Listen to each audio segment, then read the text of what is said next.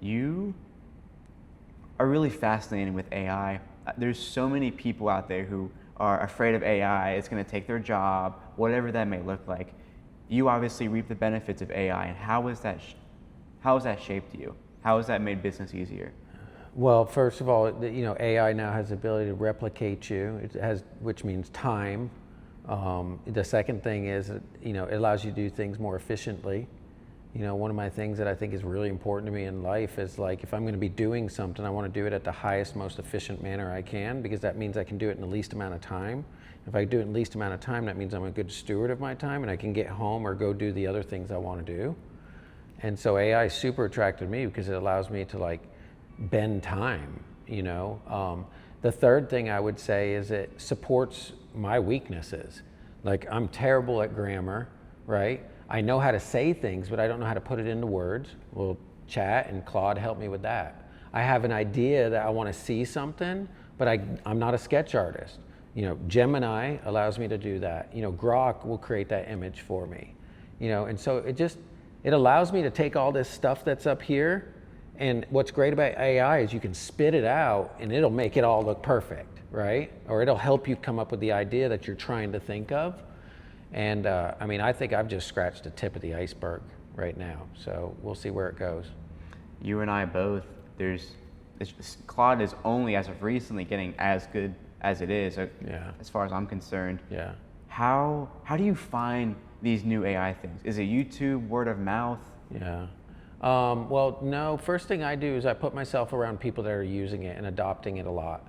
So if it's loan officers and mortgage, I talk to a lot of guys that they're using it. And I try to talk to people that are using it at a higher level than me. So like right now I do lunches in 5 surrounding counties, and I have about 30 to 40 realtors that will come to every lunch. I have not called any of them over the last 90 days. An AI bot that's named Taylor calls them, responds to them, and texts them and responds to them and books them through Eventbrite. So all I got to do now is set, like my event next week, I've set at 40 people. It'll max out, it'll get 40 people in that room, and without a single phone call, single invite. So it's really good. I learned that from another top mortgage guy down in Florida. If it's my social media and my branding, and I'm trying to learn how to get better content and how to actually make money off content, well, I've joined a mastermind that has almost 100 people in it. We meet up twice a year. We have a call once a month, and I hear how they're using AI in their branding and their content. And you have to pay to be in these rooms if you really want to be around those sorts of people. It may not just be writing a check like I do for $17,000 for that mastermind, but it might be having to go and sponsor something, or having to drive or fly somewhere just to be a part of a group. But finding people that are in those groups, that are in that flow, is the best way to do it. And then the second thing is you have to be devoted to the craft. If you really want to learn something, if you were going to play baseball, you're going to go shag balls for a couple hours probably every week, right? If you want to be good at sales, you're probably going to practice scripting with people, like role playing, right? So with AI, I put 9 o'clock on every Friday. This morning at 9 o'clock from 10 o'clock, every hour, 1 hour every single Friday, I do nothing but study AI, right? So today I was studying lovable.dev, which will make a website, a landing page, like very robust, within 10 to 20 minutes, make the entire website fully functional, domain, everything. So that's what I was learning this morning. We talked about that, and I haven't taken advantage of it, but it's on the back burner if I ever need it. Yeah. Shawn, obviously getting in these rooms of these people, these masterminds, it's incredible. But say there's somebody who, 1, can't afford it, or 2, doesn't know or can't find anybody around or near them to go to these masterminds. What would you say to them? I would say get into your local sphere. I would literally go onto Facebook and I'd say, I want to start a bi-weekly meeting at 6 o'clock in the evening at my house or at my place or at a place that you've got to discuss AI. Who's interested? And then I would go through all the people that commented, and I'd go through and I'd really look, because I don't want, Johnny, who has no business, and doesn't know how to use computers. And I'd go through and I'd pick out the ones I know that are a little bit more advanced, and I'd DM them and say, hey, I want to extend a personal invite. First meeting's Tuesday, 6 o'clock, at the Cigar Lounge, and we're going to meet there and we'll see where it goes. And I would just do that. I'd start a small little group wherever you're at in your community or in your group of people, and I would just blue collar it. And then once that gets together, you're going to learn things from it, and hopefully the goal is whatever you're learning in there is going to help make you some more revenue. And then that's when one of my 5 business principles kicks in. One of my 5 business principles is if you're growing your business, you should be reinvesting at least 10% of your revenue that you made that month back into your next month's business. So if I made $10,000 this month, I'm going to take $1,000 and that's going to get invested into growing my business even more the next month. So you might take $1,000 and go join a small local chapter of something, or maybe buy a course, or hell, you might find somebody like I did, like a Gary Vee, and be like, I'll pay you for 1 hour of your time, because that 1 hour could change things for the rest of my life and 10x whatever I paid to do that. I couldn't agree more. You just said only 10% of what you earn to reinvest back in the business, and obviously I'm in a business environment now. 10% seems pretty low, or is that just like a good baseline to have? Well, in the beginning, when you're like, well, I'm building a business, I'm only making $2,000, $3,000, $4,000 a month, that 10% hurts a lot more. So I tell people 10% is like the starting point. Like, you should be giving away 10%. I'm a believer, I'm a Christian, so like I believe you should be giving away 10%. Then you got to make sure to reinvest 10%. The government's going to get their 30%, so now you're at 50%, and I should save 20% every month, and then I live off 30. Now the thing is, when you start making $100,000 a month instead of $10,000, well, that 10% is a little bit easier, but it's a lot bigger check, right? But I spend roughly right now, I spend about $8,000 to $12,000 a month on my business every single month, and that's not employees. That's bottom line cost, right? You got gross income and adjusted income. For me, I'm looking at that gross, and I'm saying this is going to get reinvested into tools, masterminds, education, things that are going to help me level up, right? I'm not talking about, I'm going to hire an assistant, and that's 10%. That's part of operating the business. That cost should pay for itself, right? Does that make sense? It does. Could you elaborate a little bit more on, gross and net profit? Yeah, so gross, just like your gross income, is what you get paid directly from the company, right? That's the top amount. So say I made $10,000 in commissions this month. My company's going to pay me $10,000. That's gross. But then Uncle Sam takes his portion. The company takes their portion. You take out 401k, right? Social Security, Medicaid, boom, you got $6,000 left over. That's gross adjusted income. So that's really what matters. That's what you're bringing home. So if your tax return says that, I get people all the time like, I made $1 million this year. I'm like, okay. Then I look at the tax return and they made $250,000. Well, their gross income was $1 million. Their gross adjusted income that they pay taxes on was $250,000. That's why you find a lot of entrepreneurs, they'll make, millions of dollars, but on their tax return they'll claim very little because they want that gross adjusted income to be as low as possible, and that's why they leave money in their businesses. They take income off loans because loans are not taxable, and so these are some advanced things. But yeah, that gross income and that gross adjusted income is very, very important, whether you're running a mom and pop's operation or you're running a multi-billion-dollar company. I'm pretty sure I got it, but just to be clear, gross income is total money you've made. Adjusted income is after taxes, after paying people, after what gets deposited in the bank. That's what matters, right? Mm-hmm. So in real estate, because I work with realtors, they'll talk about gross incomes, right? I made $1 million in gross income. Okay, what was your gross adjusted income? Like after you paid your real estate broker, after you paid all your expenses? $200. That's not a good business. That's 20% on $1 million, right? If you're only netting gross adjusted income, net, that's what that's called, like catching it in a net, what's left over. If you're only netting 20% of what your revenue is, that's bad. A good business in America will net between 30 and 40%. If you can make 30 to 40%, especially in real estate and mortgages, you're a pretty profitable business. That's pretty good. And roofing too. Roofing is incredibly profitable. Absolutely. So you make $1 million in a year and you bring home $400,000, you got a pretty good business. You got a really good business if you bring home $500,000 or $600,000. Now you got something figured out. You either have your expenses way, way low, you know how to hire, lower amount of wages, you're getting supplies at a different cost than most people. So you're just always looking for ways to drive those revenues up. Oh yeah, profit, making more money is everything. Yeah, it's what you're bringing home, right? I mean, we've seen multi-billion-dollar companies like Kmart go out of business. I mean, what was the problem here? You guys made billions and billions of dollars. Well, they didn't make profit. And if you don't make profit, especially being those types of companies, your board of directors and your stockholders, they want their money back, right? Individually, your stockholder and your board of directors, or when you walk in that door, especially if you're married, you know, you make $500,000 and you don't bring any more than $50,000 home. I bet your wife or your spouse is going to be asking you, what the hell are you going to work for every day? Right? So everyone loves to focus on gross. That's the number you hear in business. Oh, we grossed 10 million last year. Okay, what's your tax return say? That's a good way of looking at it. You say your business made this, what's your tax return say? The tax return is gross adjusted income. What got deposited in the bank? I like that. To kind of backpedal, Blake told me about Uber, and that Uber is in a risky position right now because of these Waymos. Correct. And these Waymos can drive themselves, and eventually Right. we're not going to need Uber, Right. because we have Waymos. Correct. So it's this like multi-billion-dollar company that, you know, I'm not Uber, I don't know, but more likely than not is going to, bare minimum, not do as well as it is doing now No, because it's of not. these Waymos, and that's a scary position. Well, it's to just, be in. it shows you how fast the business can evolve.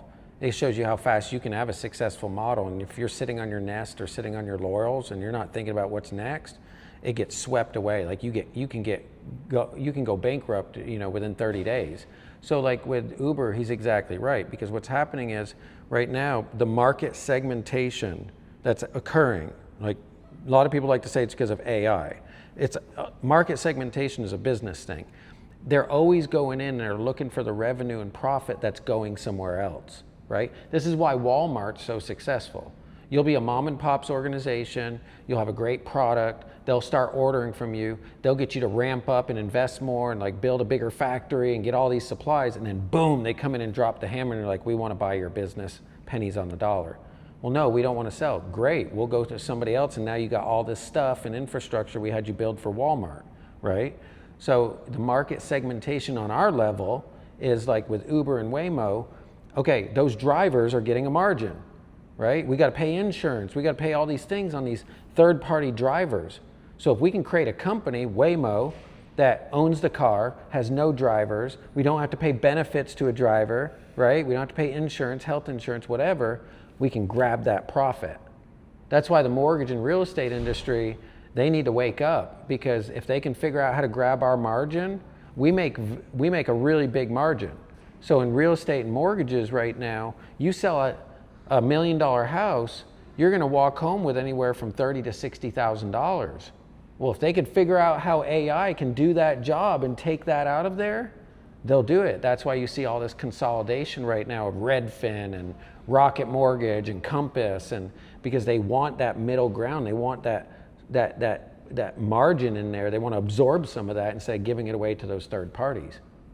And that's what AI is going to help people do. That's why you've got Oracle and Amazon, people laying off 10, 20,000 people at a time, because they're figuring out how to take that human element out of it, get rid of the health insurance, the expensive wages, the HR lawsuits, move it out of there, and now that profit goes back into the company. It makes sense, because if you can pay or not even pay an AI to do the job for significantly cheaper, and then you don't got to worry about, oh, Bill wants to call out Saturday to hang out with his family, then it only makes sense to do so. Right. Something I'll tell your followers is something I would recommend to them is, if people are not calling you delusional, then you're probably doing what everybody else is doing, and your business is probably going to get gobbled up somehow, or at least go backwards. People want to call you delusional because you're talking about things that they're not thinking about. So it's really a good sign when someone says, man, you're going to be the #1 podcast? Really? You're a little delusional. Thank you very much. You're telling me that I'm doing something not a lot of other people are doing. You're also thinking about things that they're not thinking about, right? So if we can put ourselves 3 months, 6 months, 12 months, and 3 years in front of our business and turn around and look back mentally and say, what do I need to accomplish over the next 12 months to make sure this doesn't happen? And you look backwards, you now have a mental vision of it too, which is a tactic that you want to use. But instead of just saying you're going to do something, you visually put yourself there, look backwards, and you can see the pitfalls. You can see the things that, okay, well, if I'm going to be here in 12 months, I'm going to do $250 million in mortgage loans. I'm not going to get it done with, 14 people. Well, how many am I going to have? Well, I visually, okay, I could see this volume. You figure, okay, I'm going to need to have 6 more employees by the end of this year. Well, do I want to wait 6 and 8 months to do that, or do I want to do it now? And as an entrepreneur, that's another skill set why people are successful and other people aren't. It's because when they see it and they know what they need to do, they do it. They don't wait to have it all figured out. They freaking just go ahead and they build the rocket in the sky, right? It's exactly what Chase told me yesterday. I'm going to completely butcher it, but it's like, do the thing and then figure it out later. Exactly. Like put yourself in that position. Yeah. Oh, I'm in this position. Right. Now you got to figure it out. Michael Jordan would have never known how to hit the game-winning shot if he hadn't taken so many game-winning shots that he didn't make.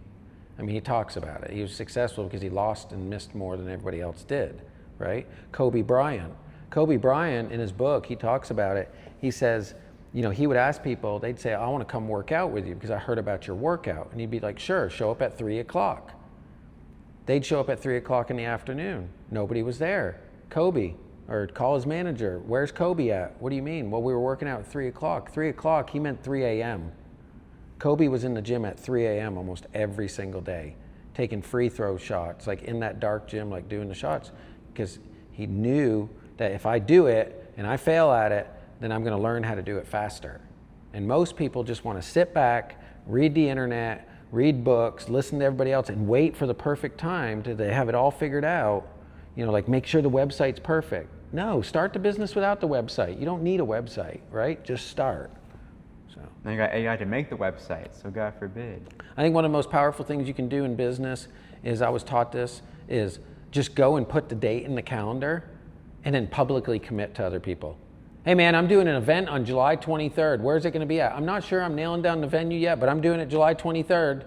Go on social media. Hey, y'all stay tuned. I'm doing a huge event July 23rd. You get off, you're like, man, I don't even have a place to do it yet. I have no guest speakers. Like, what? You put it in the calendar and you do it. One of my really good friends, when I told you, just sold out 1,000 tickets yesterday for his event in one day, $1,000 a ticket, 1,000 tickets. Do the math on it. It's pretty good. Then when you're at the event, he'll sell 100 tickets into the mastermind at 17,000. So he'll make 3-4 million between those two events, right? And I said, how'd you get started? Because he started it 6 years ago. He's been doing it 6 years in a row now in Vegas. And he said, the very first time I called Resorts World, I asked him, how do I reserve one of the rooms that'll hold 1,000 people? And they said, well, it's a $300,000 deposit. He wrote a $300,000 check without even having a guest speaker. Didn't even know. So he started calling Gary Vee. Called Gary Vee over 100 times. He didn't come the first year. He got him to come the second year. But he went and he made the commitment, like before he even knew what he was going to do, right? He said the second year I know what he did the second year. The second year before he wrote the check for the venue because he knew he could get it, he went to Gary Vee and said, I'm doing an event in Vegas and it's going to be July 17th. And he just picked a date. Well, Gary said, oh, I'm actually going to be in Vegas that weekend. So yeah, I could speak at your event for $250,000. He goes, done. Then he turned around and he goes, holy crap, I hope the venue's available on July 17th. He had Gary Vee before he had anybody else lined up, before he even had an event. So he just started. He just freaking did it, right? It's like me and Junior are talking about doing the mastermind, right? We need to go and reserve the place in Tulum, put the deposit down, guarantee you we'll get people there. But what if we said, let's see if we can get people there and then we'll book the place? It's a different effect, right? Different outcome. Oh, we only got 5 people booked, should we really be booking it? Let's push it out, whatever. No, book the place and then back up and be like, damn, I got a job to do. I got to do this now. That's one of the best ways to get things done. Chase told me yesterday, my favorite quote, pressure is a privilege and it'll push you like nothing else. I don't have to say anything because you hit everything on the head. Trying to do that without booking the venue first, right? And then finding the people. Right. That you have pressure. It's like, oh, I have to get people. You have to. That's gonna push you. The other way around, there's no pressure, so it's like, oh, I can lollygag, whatever. So. Right. And the thing you don't want to do, like for you, you should come out. And here's the thing: you got to be realistic. You got people that will go and they'll make these huge, giant goals and they fail, and then they'll do it again and they'll fail. It's like, man, bring the goal down a little bit. Yeah, you should have an ultimate goal, but like for you, you don't want to say, I'm going to release a podcast every single week. Like if you do, awesome, but that's a lot of pressure. It would be better to say, all right, first I'm going to do one every single month, no matter what. Get 6 months down, they're perfect, you made them great and everything, and then you go and you say, all right, now I'm going to do 2 a month. I think that approach is a little bit better. Like I do these luncheons right now. I do five counties. And like, I'm like, okay, now I'm gonna go to Knoxville, Chattanooga, and Huntsville. I'm gonna do a 3-day, I'll just stay in a hotel, and I'm gonna do 3 other cities now since I know how to do them. Well, my follow-up on these 5 events is not dialed in. They're not perfected yet, right? And so should I really be going to a new market and growing something different and put more pressure on myself when I haven't perfected this yet? And that's the thing. You don't wanna go out and say, I'm gonna do 100 podcasts this year. Just do like, 25 to 50 that are really good, and then level up. But go out and make the commitment to people. Put it on social media. Tell your boss. Be like, hey, I just want to let you know, I'm going to do a podcast every other week. I'm going to do a total of 26 podcasts this year. Just want to let you know it's going to get done. And you're a man of integrity. So then you're going to be like, man, I got to get this done, and I got to get ahead of it so I know I don't fail, because somebody's waiting for you to fail. Oh, he said he was going to do a podcast every week. I didn't see that podcast get posted, right? And then your credibility goes out the door, and your consistency, which is your number one brand, is credibility and consistency. Consistency. I was telling Chase just yesterday how every single principle, it all goes back about pressure, about being uncomfortable, doing hard things, integrity, everything, every aspect of these interviews that I do. I used to be so bad at them, Shawn. I can't go back and listen to them because I cringe, I talk too fast, I stutter. But consistently putting in reps, I didn't quit, consistently, I get better at what I'm doing. Our conversation, it was incredible because I've learned from the past 6-7 months of doing it, all these mistakes that I made, I know not to make them because of the consistency. Yeah, it's like wearing a nice pair of shoes. You go out and you buy a really expensive pair of shoes, they're not super comfortable at first. Like a pair of cowboy boots. But I wear them in, I try it again, I get them dirty, I wipe them off. Like after a while, it's like, oh man, okay, I get this, right? I've started speaking a lot on stages, and now it's getting to 200, 300, 500 people. And like, I remember the day that I would be mortified. I wouldn't be able to step on a stage like that, but I started with 10, 15 people in a room, a luncheon, then I grew, and then I got another opportunity too, because when people see you doing it, then they're gonna be like, man, I wanna be on, pretty soon you're gonna have people say, I wanna be on your podcast. You're not gonna have to go find people, right? And that's exactly the advice Chase gave you, is exactly the best way. But people are scared of looking stupid. They're afraid of not saying the right thing. We have to understand there's 8 billion people on the planet right now, 8 billion. You think you're gonna make them all happy? I think the answer is no. I think we would all agree there's no way to make 8 billion people happy. So what am I doing going around worrying about what people are gonna think about me? Like, some people are gonna love me, some are not, so what, right? Some will, some won't, so what? And so you just have to be willing to say, hey, I'm gonna take the shot, I'm gonna do the podcast, I'm gonna speak on the stage, I'm gonna record the video. I mean, you can go back and look at my YouTube videos, they're still up there, I leave them up there. And 2010, they're cringe. They're like 4 or 5 minutes long. I'm introducing myself in the beginning, like all the cardinal sins, like awful. But they get better and better and better, and I'm still improving every single day. I'll be learning and improving until the day I die. We talked about that too, about learning. Learning doesn't stop after high school. How I told Chase, if I want to go to YouTube, if I don't know how to put a chicken in a crock pot and cook it, I can go to YouTube. Shawn, it's free. There's so much free info out there, and it baffles me that you can't make somebody change if they don't want to change, but it baffles me that so many people aren't constantly trying to learn. Yeah. So there's no excuse not to now. I mean, you literally, where we used to have to go find a mentor before the internet came out. So I grew up without a father, and when I grew up without a father, there was things that boys wanted to do that I wanted to do that I didn't know how. Well, just by natural, just by being in my DNA, I would just go and ask other men that I would see that were good at it. Like Steve Tennelian played professional baseball. He was a Babe Ruth coach. He was my Little League coach. But before I knew him, I went to him and I said, hey, I heard you played pro baseball. Would you teach me how to throw a curveball? Showed me how to throw a curveball. Then my Uncle Richard knew how to work on cars. I was like, I want to learn how to work on a car. David Crow, his dad took me to Boy Scouts because I didn't have a dad, and he showed me how to build a Pinewood Derby car. So just by God's good grace, I learned what mentorship was before I even knew it was called mentorship. So then when I got into business, I was like, well, why wouldn't I go ask this guy, because he's a millionaire. And so I would find wealthy people and I'd be like, can I buy you lunch? Can I spend time with you? And like eventually I started realizing they wanted to help me. And I was like, why would I go ask people that don't make any money or don't know what they're doing or for a bunch of advice? And now you guys have like the 2.0 version of that. You don't even have to go find those guys. Now you can get on the internet and search them and just consume it. And you're like, I want to learn how to cook a crock pot chicken. Well, I'm not going to probably pick up just the person down the road here in Nashville. I'm probably going to go to like a famous chef's page, like that pops up. Oh yeah, that one.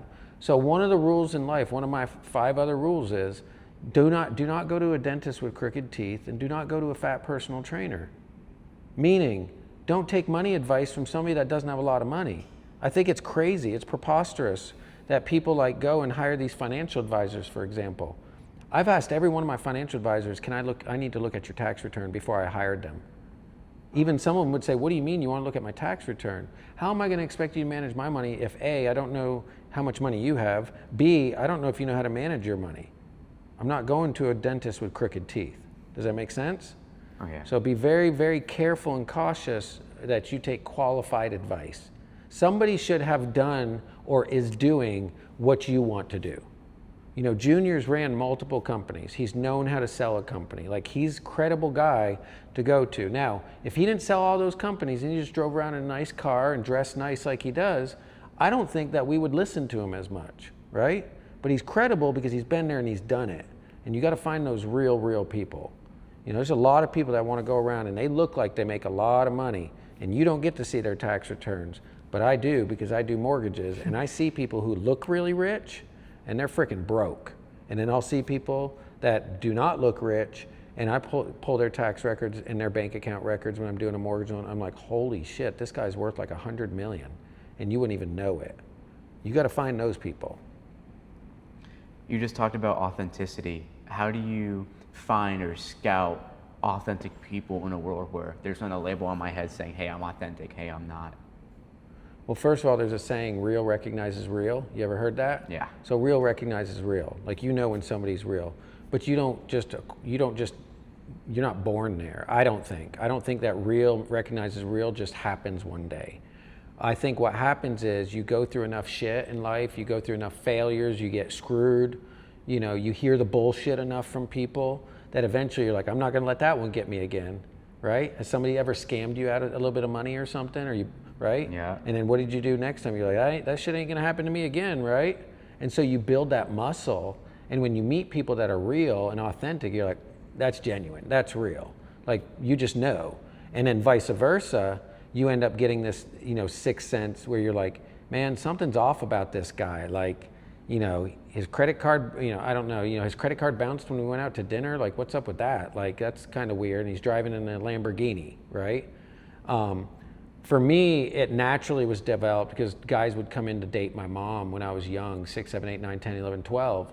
And I would be like, what do you want with my mom? Like, why do you want to date my mom? Like, what? And you're just going to go away after a little bit. So I built that muscle. I'd be like, you know, I knew he was going to come and he wouldn't be back, you know, after 2 weeks. And then there'd be a new guy. And so that discernment really was built up in me. And when I got into business, it became a very valuable tool. Like, you can't bullshit a bullshitter. That's the other thing. If you're a salesman, if you've been a liar ever in your life, like I was a professional liar when I was a kid because I would do whatever I want. I would say whatever was needed to get what I need, where I needed to get in life. And I eventually realized that wasn't the way to go about in life. But when you're a bullshitter, you can recognize a bullshitter. Kind of the same thing. The first time we talked, you talked about how you waited tables and how valuable it was for you. What did you learn?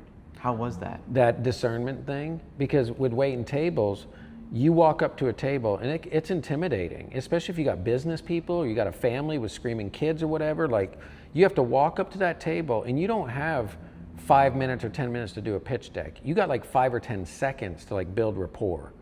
So you start learning. Again, you show up the first day I'm waiting tables, look like an idiot. Second day, drop a plate. Third day, you know, get a $1 tip. And eventually you're like, okay, I'm not gonna do that again. Or hey, I realized they left me $1 because I didn't refill their drink. And you learn that when you walk up to that table, how to quickly adapt, right? Like, I walk up to your table, first thing I'm gonna do is try to look for someone to give you a compliment. Man, I love those red shoes. Those are cool, man. Boom. All of a sudden you're bonding a little bit.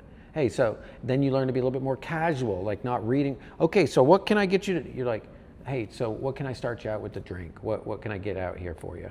You got any questions? Cool. And you get better and better at it. And those are people skills.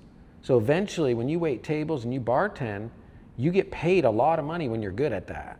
And I realized that. Well, then I was like, what can I go do that skill set is valuable? I was gonna either go to Vegas and work in like high-end restaurants. I thought about selling exotic cars when I came out of college. I was like, I could do that. I was looking for big ticket items. And then I met a realtor and a builder. And I happened to find out about mortgages, and I liked it. Went out there and met with him to ask questions, buy him lunch. And I realized, wow, this is pretty cool. You're selling money to buy houses. That's kind of like me walking up to a table, and if I do a good job, I get compensated, except I make 10 times more doing this. And so that skill set, that's a life lesson. You know, you get the reps. This is why people who door knock are so good with people. Like, the people who used to have to door knock, like, you got like 30 seconds to like not get kicked off somebody's doorstep. Force yourself into those situations, whether it's waiting tables, some sort of sales. You have to get some sort of sales experience if you want to make big money.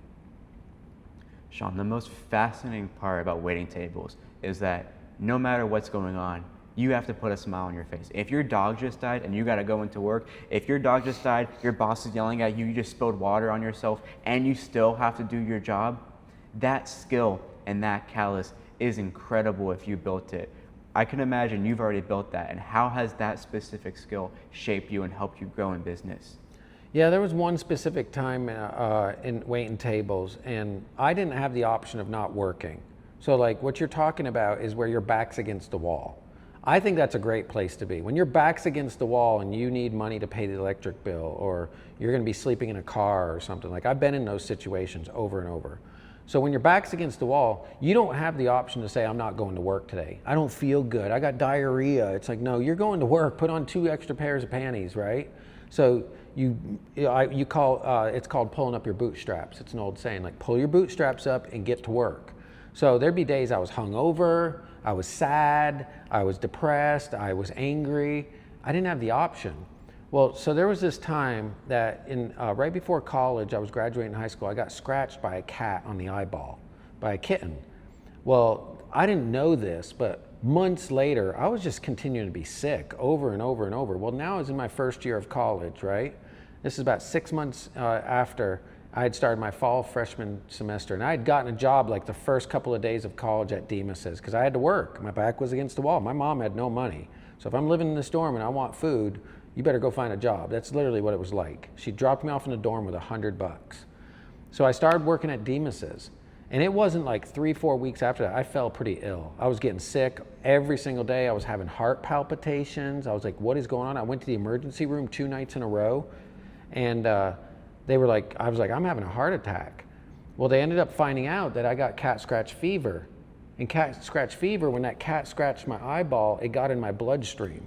So it had been in there for months, and I was just getting sick, and my body was trying to fight it off, right? Well, long story short, I didn't have the option of not going to work. They got me better, I got on medicine, they got it cleared up, but my lymph nodes started swelling up. And I had one right here on my face. It was really big, and they went in and they drained them, the doctor did, and helped me out. This one they cut out of my face. It looks like a pit bull bit my face here, right? But they cut it out of my face. And I tell you this big long story because what they did was they would stitch that up, and it was on my saliva gland. So what would happen is they'd stitch it up, the saliva would start coming out, it would break through the stitches, and my face would leak saliva out and go down my shirt. And this went on for like, I'd go back, they'd cut it open, they'd sew it up again, and they said it was like trying to put a balloon together with air in it. So I'd have a shift that night, and I had to wait tables. I'm sitting there literally waiting tables, and all of a sudden it looks like I'm crying down the side of my face. People would say, they'd be like, hey man, like, you okay? I'm like, yeah, I'm fine. Or I'd have to explain to them. And I did that for a couple of weeks. I didn't have an option. That taught me something really valuable. Whether you like it or not, you got to show up in one of the most embarrassing situations ever. I used to get cold sores in middle school and high school real bad, like just really big ones. And it was awful because my mom was the type like, Mom, I want to stay home. I got a huge cold sore today. No, you're going to school. And I'd have to go to school and face all those kids like looking at that, calling me names, all this sort of stuff. So push yourself into the situations that you don't want to be in. They're some of the best lessons that you can ever have in life. I was telling Chase that we can talk all this talk, but until you take action, you can't really learn and implement these principles. There's somebody out there who isn't pushing themselves.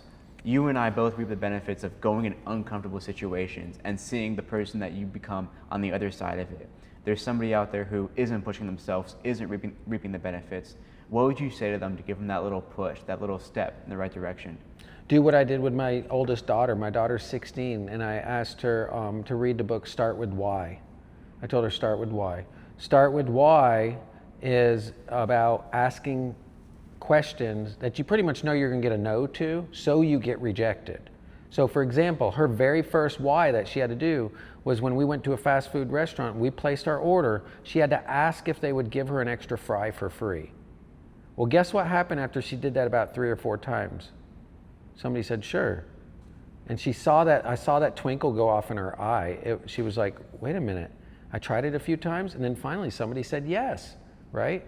And so I would read that book, and you don't need to read the book to do it. Start challenging yourself to do things that are uncomfortable. Ask somebody if they'll give you something free. Ask somebody if they'll let you buy them lunch one day. Ask somebody if you can drive their sports car because it's your dream to have a sports car one day. They might say no. The next guy might say no. Then all of a sudden that third or fourth guy says sure. And you start realizing the power of asking questions, that if you ask it and you ask it enough, you'll start getting what you want. So that's a really, really good place to start. And then that's going to help you build some resilience around, man, I don't feel like going to work. I don't feel like working 2 jobs. I don't feel like going to counseling to fix this marriage. I don't feel like going to church on Sunday, right? And you're going to start saying, no, you're going to do it. I don't feel like getting up at 4:30 every day. But I'm like, you're going to get up. You're not going to be a little bitch. You're going to go in, you're going to be in the sauna. You're going to get in the ice bath and you're going to work out. There's no option here. Like, it's black or white. Like, talk to yourself that way. You said, we get to. So many of us can't comprehend how blessed we are. Back in April, I tried to run a marathon, and the entire time I would be a mile in, 2 miles in. Shawn, I don't want to do this. There's no way I'm making it to 11 miles. And then you get to 6, 7, 8 miles. I'm so blessed. We don't understand how blessed we are, Shawn, right. That we have 2 legs, that we have 2 hands, that we can talk. What would you say to somebody who, for lack of a better term, isn't taking their body for granted? Maybe they don't exercise, maybe they don't work out, they're not taking advantage of this blessing that they have. Yeah, I think so. For something to be appreciated, it has to appreciate first. Ooh. So you have to first recognize that we have a lot of blessings around us on a daily basis that we just don't even pay attention to. So for me, I start every single day when that alarm clock goes off at 4:30. I spend the first 30, 60 seconds, sometimes I doze off, wake back up real quick, and I go through my affirmations. And they're not the same every time, but I'm Lord, thank you for being able to breathe. Thank you for another day that I get to see the sunrise. Thank you for my eyesight that works. Thank you for my feet and my fingers. Like, thank you for this roof above my head that I'm protected. Thank you for food in my refrigerator, right? Thank you for a vehicle that works. And when you start doing that, then your day is going to start changing. It's going to start different. You're going to be like, man, I am so fortunate. Like, I know so many people are struggling with so much. So then you start realizing, why am I not using something that other people take for granted? Or it's something that other people don't have the benefit of doing. One of my spiritual mentor in my life, he's lost his eyesight over the last 5 years. He's gone blind very slowly. And like, I just realized that one of the biggest blessings every day is being able to see colors, see people, because I've talked to him and I'm like, what's it like? He goes, it kind of sucks. It really does. Like seeing black all the time, not being able to see somebody's face and having to use these new tools to learn how to use the computer and the phone and get places. And I'm just like, I could never imagine. Bible study yesterday morning, a guy's on there. He's like, well, I got bad news. My wife went in, wasn't feeling good, lightheaded. They did a few scans on her, found out there's a tumor on the base of her brain, and it's metastasized down through her spine. Just like that. 3 kids. He owns a successful business, all changed with one doctor's meeting. Don't wait until something like that happens to have it change your life. Instead, start paying attention to that stuff and seeing the blessing and the fact that you're learning something from somebody else going through something really painful. I should be more grateful, right, that I'm healthy, that I'm here to talk to you. So the next time I want to complain, or next time I don't want to get up, or next time I don't want to go the extra mile, I tell myself, I'm like, you are fortunate to be able to do this. Like, don't quit. The other person doesn't have that opportunity. So I think it starts with that, making sure that's something that you want to have appreciated. It needs to appreciate internally first. You got to be thankful for it first. I couldn't agree more, because it's only when you go to the gym and you forget your headphones do you truly realize how blessed you are. Like, you have these headphones, you get to blast this music. Yeah. Even the technology we have in our hands, people don't know how powerful that thing is. Not only powerful of the things it can do for us to make money and connections and everything, we also don't realize the power it has over us. Case in point, on your next airplane ride, go ahead and put your phone in your check-in luggage and take that whole plane ride with no phone. Raw dog it.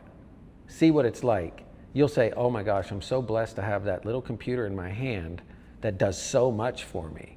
That makes me feel so connected. So if you're so blessed and so thankful, use the damn thing. Post the video. Text somebody like some, that a boy, or I'm proud of you, or encouragement. Go on somebody's post and make a comment, right? Be thankful that you've got that damn phone in your hand, right? Use it.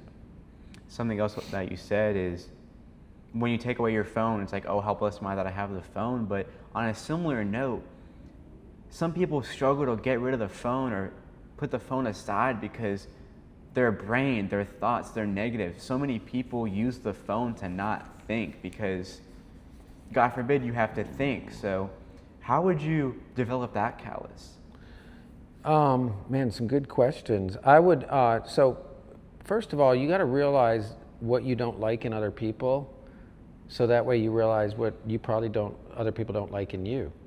Like, for example, if I was sitting here looking down at my phone, texting while you're trying to ask me questions, that would not be fun, right? Well, I realized, I don't like it when people do that to me. Plus, I went, and the guy I was having lunch with every single month for a year that I told you about, that I asked if I could buy lunch years ago. One thing I noticed, one of the biggest takeaways, was I would go to that lunch once a month in Cool Springs, and I would sit there. He was there before I was there. This man's worth mega millions. He would beat me there. I'm the one who's showing up after. And I'd sit there the whole lunch with my phone, and I never saw a phone in a whole year. It must have been in his pocket. Not once did he pull that phone out in front of me. And so I realized, I want to be that. I want to be that guy. When I'm in, and I'm still working on that. But you realize what you don't want in other people, so don't be that person to other folks. And then know what you want to emulate. If you emulate somebody, you look up to someone that's like, man, like there's a guy that I know that's very, very wealthy. He was my coach for 10 years. He's got a flip phone. He doesn't have a computer on his desk. He's never had a BlackBerry or an iPhone. He's never sent an email. He has people that do that. He's got an assistant that says, hey, send this person an email. But I admire that. I want to go to a flip phone one day, right? When I retire, I think that's success. Yeah, man, I'm worth 100 million. I got a flip phone, right? So emulate what you want to be, I would say, would be the other part. A part of that is being self-aware. Maybe you just hit the nail on the head of look at what other people do, what you don't like, and then not do that yourself. But so many things that people do that are negative is because they lack self-awareness. How would you, for example, I had anger issues. 18 years of my life, Shawn, people told me, hey, don't be angry. Right. But it wasn't until I had to change on my own because I was the problem, Shawn. Yeah. Then I was able to change. Yeah. So how do you tell somebody to be self-aware? Well, first, somebody's not going to want to be self-aware until they're ready. Like you were ready. Like I got to a point where, I'd hit such a low that I was ready. And, I don't know if you felt the same way, but everyone would just tell me, don't be angry. Or like my church would tell me, we'll pray through it, right? And that would just make it worse, right? Because it didn't solve the problem. And I remember right before I really hit rock bottom, I know where I was standing in my house, and I told my wife, I'm just so angry because I don't know why I'm angry. If somebody would explain to me why this happens with me, then I could fix it. But what I found out is I was actually really angry because I didn't know why I was angry. So I was just angry all the time because I was angry.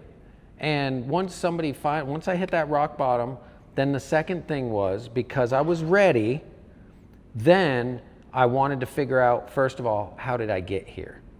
Because anger is a secondary emotion. It comes from fear, anxiety, loss. But anger is not a primary emotion. It comes from, and that was one of the things when I first learned that, I was like, okay, so I'm angry. Why am I angry? Well, because you're sad. You're sad that you didn't have a father. So you were just angry that everybody else has a dad. They get to do things with dads. This guy had a great dad and he's got a leg up in life. I didn't have that, like victim mentality, right? And then I realized the other thing was, like, there's things that I want to do and I don't have people showing me how to do it, or I don't have the answers to it. Like, I wanted a successful marriage, right? But I was going about it and I wasn't learning from the right people, so my marriage wasn't successful. So I was angry. I was sad that my marriage wasn't successful, which led to more anger. But once I finally was willing to say, all right, I'm ready to learn this. 2, now I have to go to people that are more qualified to help me understand this. And whether that be a mentor, whether it be somebody at church, for me, I do things like to the max. I said, well, if I want to learn this, I'm going to go to the most world-renowned place in the country. I'm going to pay a lot of money, and I'm going to go there, and they're going to teach me. So I went where Mike Tyson went when he got out of prison. I went for my childhood trauma, my anger issues, my addiction issues. I went in 2020, right after COVID was done. And I went and spent 6 days there. I spent $10,000 of my own money to do it. And I spent 6 days in this 60 hours of group therapy, 30 hours of individual therapy. And they taught me in those 6 days more than I learned in probably 40 years of my life.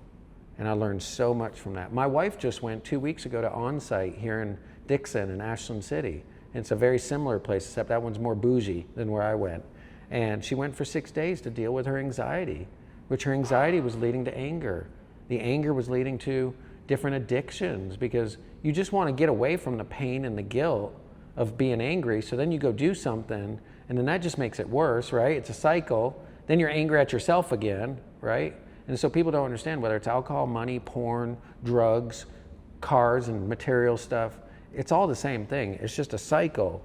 And you have to figure out why that cycle's happening, and then you got to break out of it. And I think the best way to do is go to people that know how to do that. You can go to a mentorship or you can go to a church program. That didn't work for me. I needed something intensive with experts that would help me understand and equip me. So that's the third part. It's a journey that'll never stop. You're going to be angry again at some point, but you keep learning every time, right? Oh, I just flew off the handle. Why did I do this? Right? Oh, it was one of my red lights. I shouldn't have been around that red light, or shouldn't have been doing that. And you learn, and you don't do it the next time. Just like what we were talking about before. Stick your hand in a toaster enough, you're going to eventually stop sticking your hand in a toaster. You hit on that when we talked the first time, but for those who don't know, who are watching, what's that red light, yellow light, green light thing that you have? Yeah, so when I went off to Arizona, I went to PCS services. One of the things that they help you understand are what's called your triggers, right? Things that either take you to good places or take you to bad places, okay? So for me, red lights. And it doesn't mean you can't ever do it. It's just you have to be very aware, right? So for me, it's casinos, bars, parties with alcohol and drugs. Definitely things like strip clubs, that some people just think are not harmful. Okay, well, that's not good for me, right? Even driving fast in my car. That's a red light, or it might be a yellow light. A yellow light is, hey, caution. Red light's you don't need to go do that. So I used to not be able to go to any bars, go out to events where there's alcohol. That was for 2 years until I really, really felt good about it. Well, now that goes to a yellow light. I can go out with Junior on a Friday night. We go and we hang out. We have a good time. I'm probably going home at 8 or 9 o'clock, right? After 9 o'clock, red lights start kicking in, right? That's why I say nothing good really happens after midnight. If you want to be successful in life, you should not be out after midnight, period. But then you got your yellow lights, right?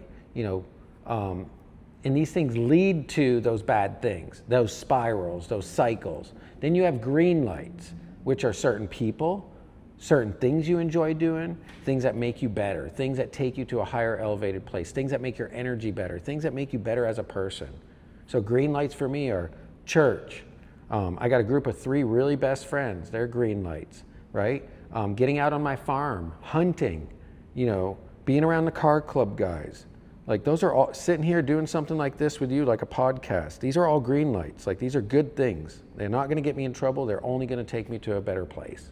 Does that make sense? Mm-hmm. How can, it goes back to self-awareness, but how does somebody who wants to implement that, how can they verify, I guess specifically between something that's a yellow light and a red light?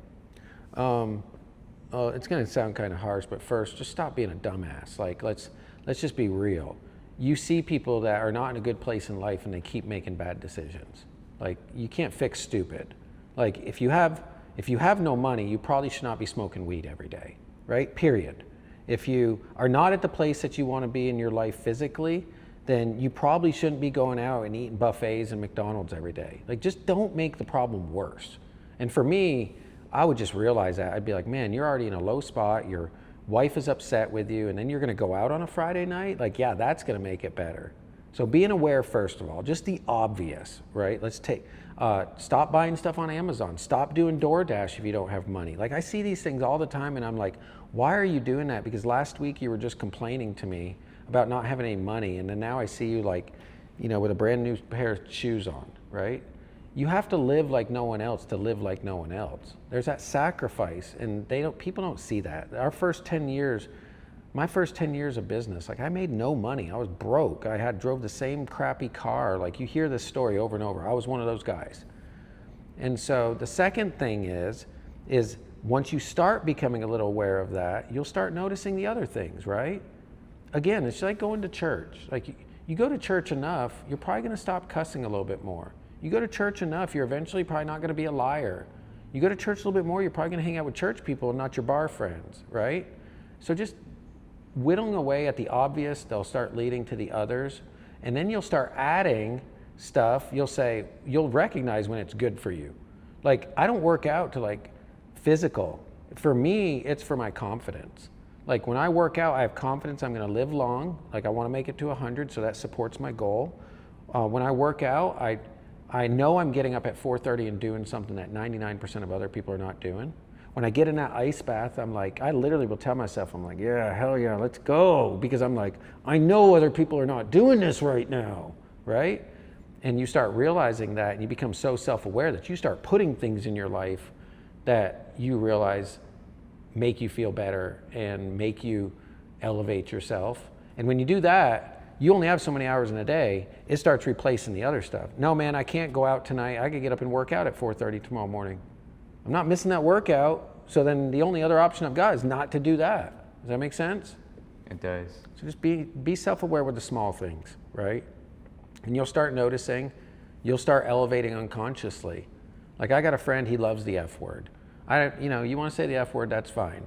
But like, as I continue to try to work on being a better husband, a better father, a better leader, I start realizing, I was like, people are going to lose respect for me if I get up on stage and I use the F-bomb, right?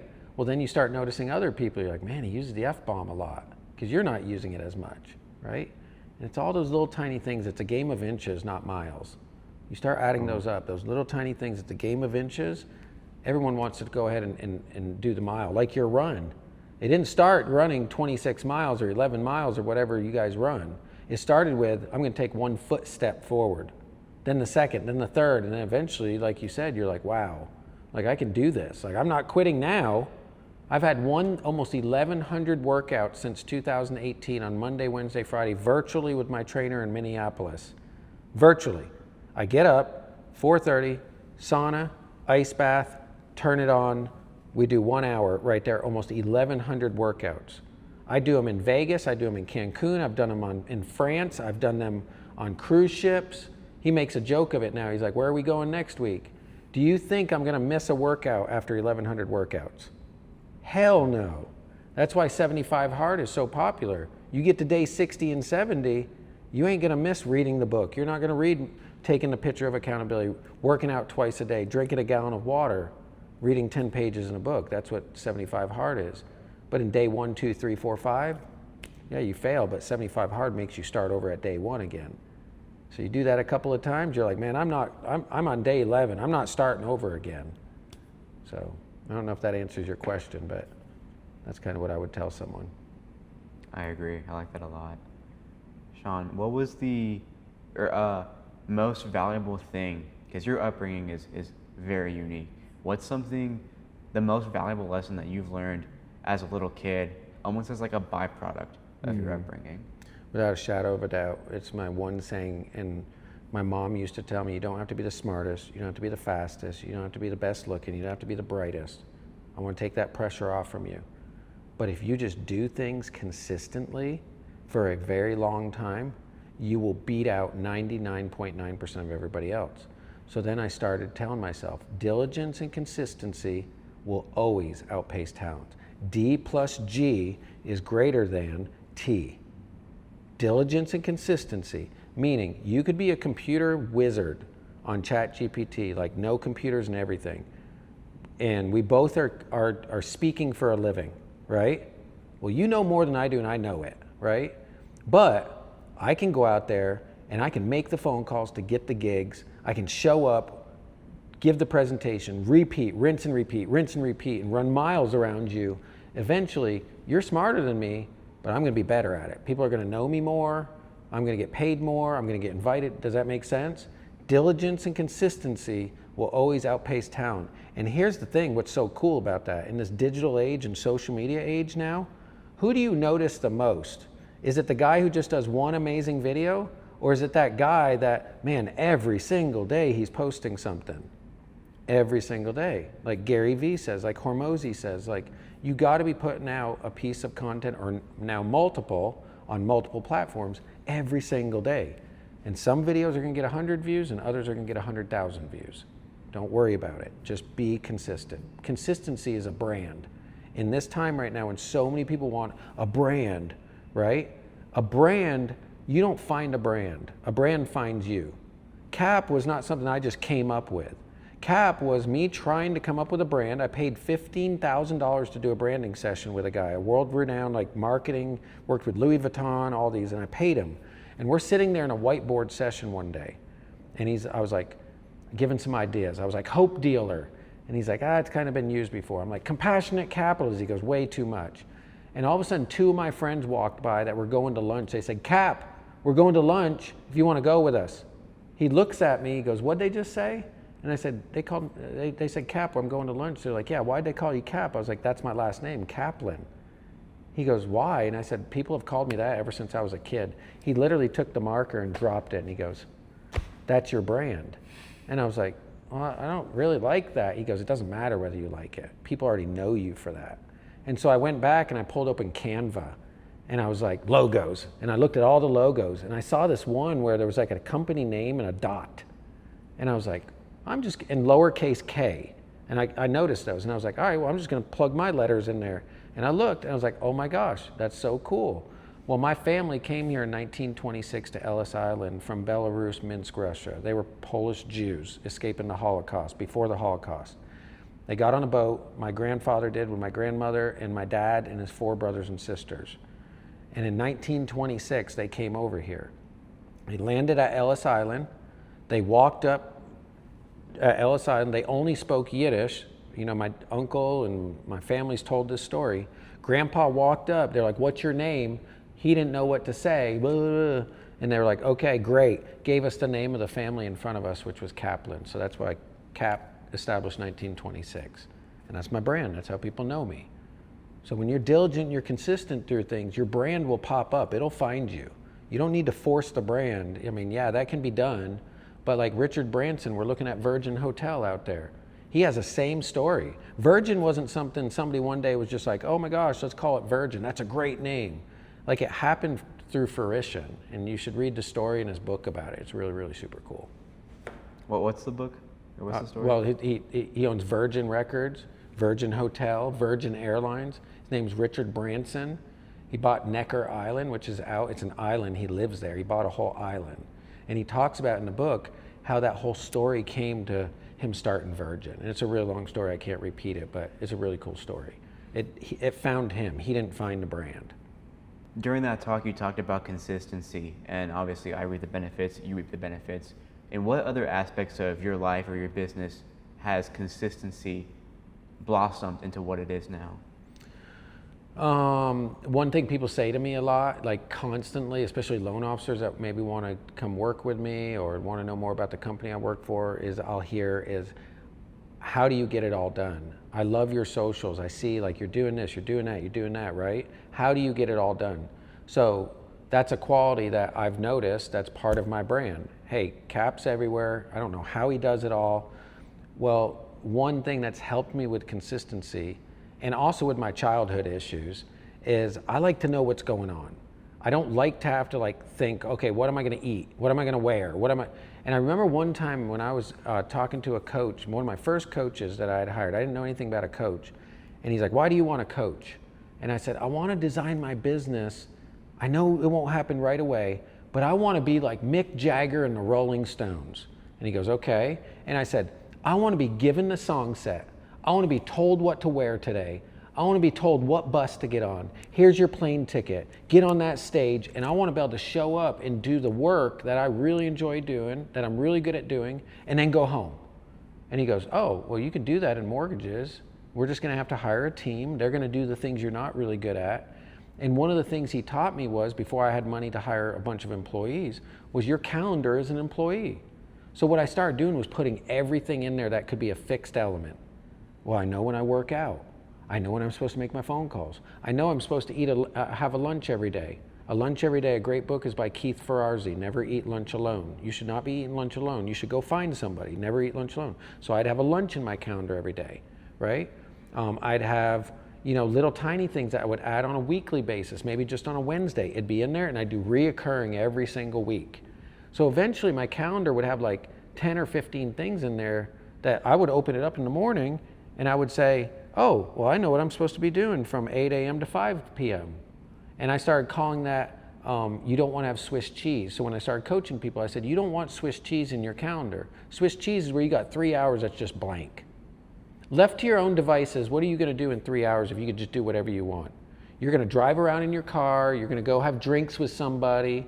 You're going to sit at a restaurant for 3 hours. You're going to flip and doom scroll through your phone. So I started realizing that for me to get more done in a day and get efficient, that calendar needs to be full from 8 to 5. So like I got my drive time up here. If you look at my calendar right now, my assistant will go ahead and estimate how long it's going to take to drive from there to here, and she has drive time, recording podcasts. She's got drive time back home. Guess what I have at 5 o'clock? Client appointment, and it says / my family. So when people call me, hey, can you take an appointment at 5:30? Hey man, I can't take that 5:30 appointment. I actually have an appointment at 5 o'clock, but I can meet with you tomorrow morning at 9 o'clock, right? And so now I know, hey, I'm gonna be home at 5 o'clock.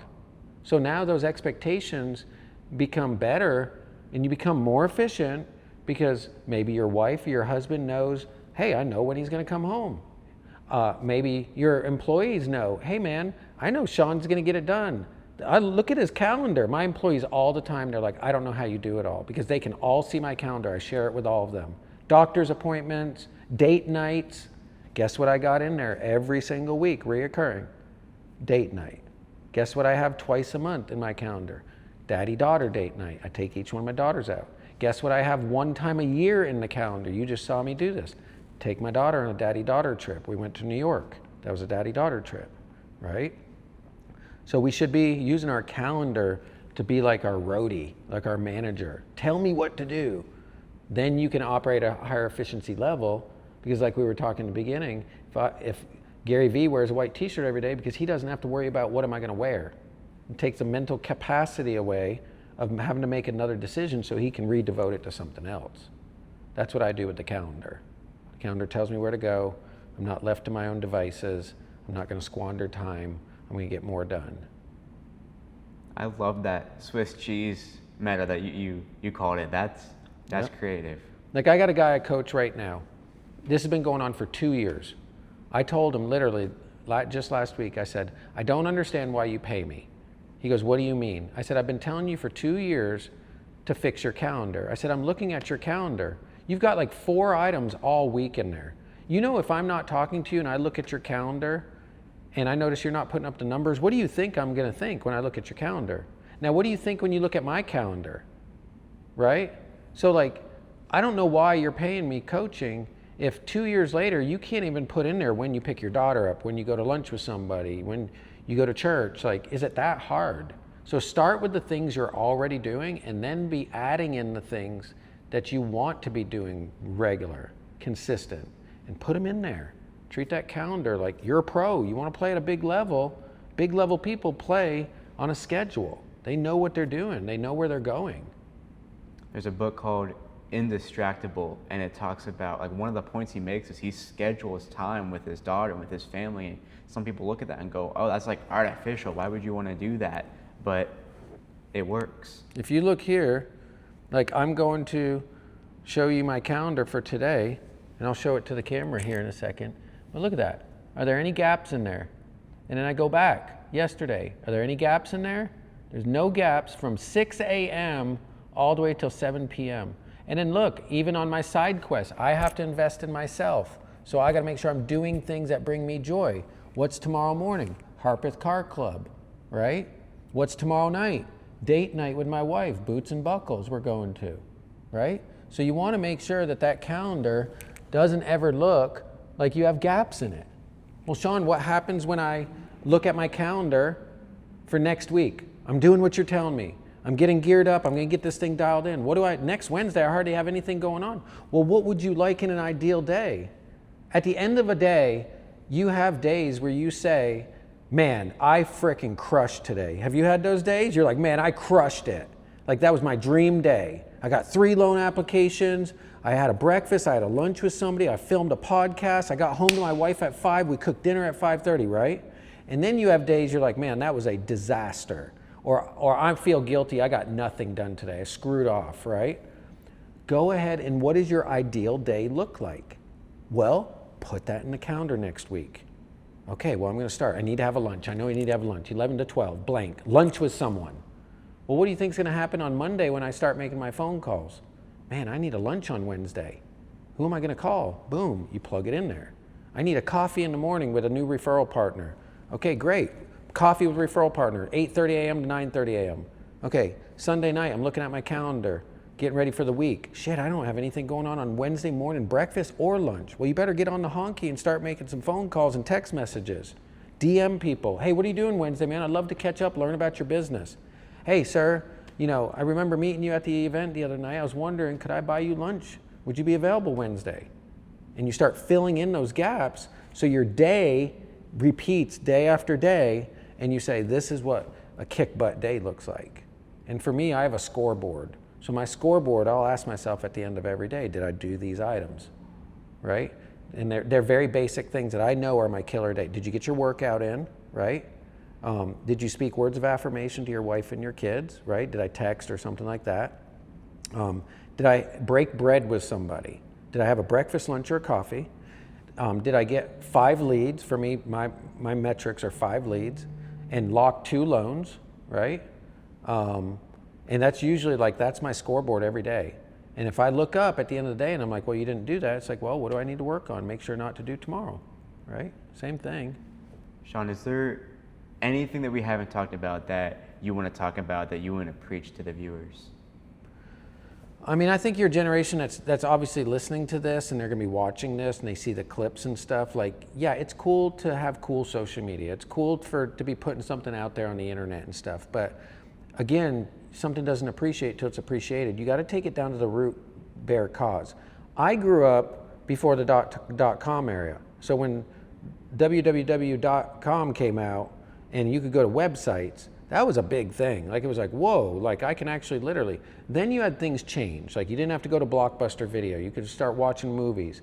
And now, for the last 12 to 15 years, we've had this thing called social media, primarily Facebook and Instagram, right? Those are my platforms that I work on, YouTube. Man, I used to have to go and run around town just to see 10 to 20 people a day.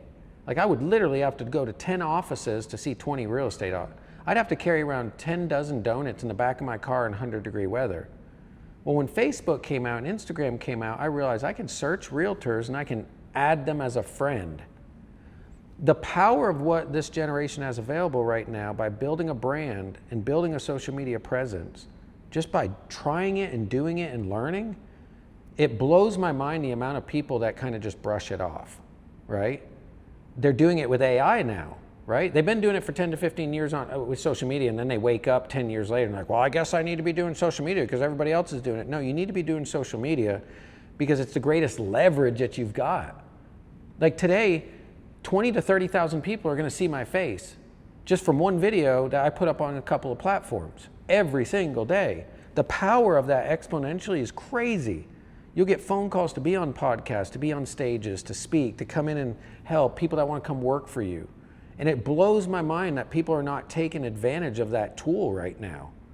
And so my message to everybody is your most valuable thing that you could own right now is going to be your personal brand. Because when all else goes away, when AI takes your job, whatever it is, you still have your personal brand. Mortgages could get completely taken over by AI. I could still make $300,000 to $500,000 off my brand starting today because I know I've worked on it and I've built it. So don't worry about how great the social media is. Don't worry about how many people are following. Don't worry about how many people like it. Focus on just being consistent and putting something out there. Be authentic and real. Don't worry about what people think. Record the video and post the damn thing. And then just keep on going. Look at Jefferson Davis. Jefferson Davis is the lawyer who sits in his car and he says, here's how you say things to people. He grew to 8 million followers sitting in his car, filming on his iPhone. No editing, nothing.